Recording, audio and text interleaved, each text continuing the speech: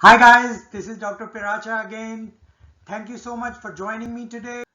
So I said in my last video that we're going to talk about stable angina and acute coronary syndrome, because a lot of times students, when anybody gives them a question about chest pain, the only thing they are considering is it cardiac and non-cardiac? And I say that's not that simple. Even cardiac you have to split up. So what is angina? Angina is cardiac chest pain. So what's the pathogenesis? When heart muscle is asked to contract faster and harder, such as with exercise, the heart's demand for oxygen is increased. In response to this increased demand, the coronary arteries dilate to increase blood flow to the myocardium. Thus, increased demand leads to increased supply. However, when coronary arteries are diseased with atherosclerotic plaque, their ability to dilate is compromised. So at rest, the blood flow is adequate. However, with exercise, blood flow cannot keep up with the demand and patient experiences ischemic chest pain. That's pretty simple physiology and pathophysiology. So now let's look at some diagrams, and you're gonna have to put up with it because I'm not good at drawing, but I try to do my best, okay? So hang on with me for a second. So now look at this diagram. This diagram shows the normal cardiac physiology. Say this is the heart, this is the coronary artery, and this is the heart. So this picture is at rest. Say the blood flow at rest is called Q, which is represented by these three red lines. And the work of the heart at rest is called X. So now we're talking about normal physiology. So when the heart has to work harder, and I try to capture that by making these three lines. So the heart is working harder, and this is at exercise.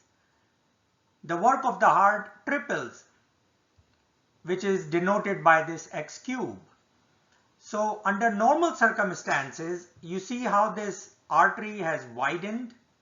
The blood flow is improved 3 times too, and that's because nitric oxide is released from the endothelium to dilate the artery to increase the cardiac blood flow. Now look at this picture, stable angina. In this picture, there is a stable plaque right here. So at rest, heart is okay because the demand is not that high. So even though the blood flow is a little reduced, it can still keep up. But look what happens here. When the heart exercises and the blood flow demand goes up, now this is really stretching this artery to its limits. Because of the plaque, a lot of blood can't get in there. So patient is going to have chest pain, because you know what happened? The demand went up, but this time the supply went down too, because of the plaque and also because the diseased endothelium cannot produce enough nitric oxide. Now look at this one. This is different. This is acute coronary syndrome, unstable angina, NSTEMI and STEMI.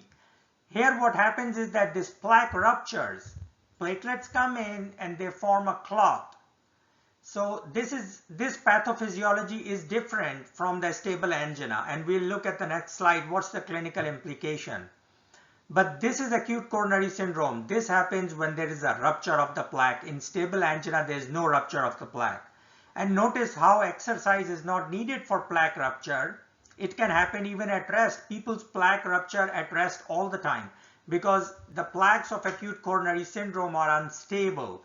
They can rupture easily.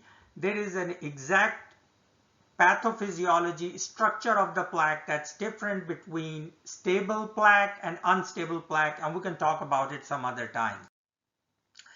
But this is what I want you guys to take from this lecture in the last couple of minutes. Whenever you're given a question about chest pain, differentiate between stable angina and acute coronary syndrome. 6 points I give you. Duration. Stable angina is always chronic. They will never give you a patient with stable angina and say this is the first episode of chest pain. Stable angina is always chronic. Patient exercises, chest pain happens, he rests, it gets better. Now look here. In acute coronary syndrome, it could be acute because the plaque has ruptured, or it could be acute on chronic that he was having pain for some time and then the plaque ruptured and then it's acute. What is the mode? In stable angina, it's always exertional or emotional stress which increases the demand. But in acute coronary syndrome, it could be exertional, plaque ruptured while he was exercising, but the plaque can rupture at rest too. What are the relieving factors? In stable angina, the pain always gets better when the patient rests or uses nitroglycerin. In acute coronary syndrome, it may get better, but it may not. Most of the time, it may not get better because you see the pathogenesis is plaque has ruptured and there's a clot. How is that going to benefit from nitroglycerin? There's a clot there. EKG. In stable angina, no EKG changes. Acute coronary syndrome will always have EKG changes. Biomarkers.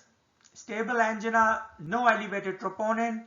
In acute coronary syndrome, unstable angina will not have elevated troponin, but NSTEMI and STEMI will have. And last point, management. Never put a stent in stable angina. They don't improve the outcome, and stents may be needed in acute coronary syndrome. I think I'm finishing right on time. Thank you for watching this video and stay tuned for my next video. Thank you.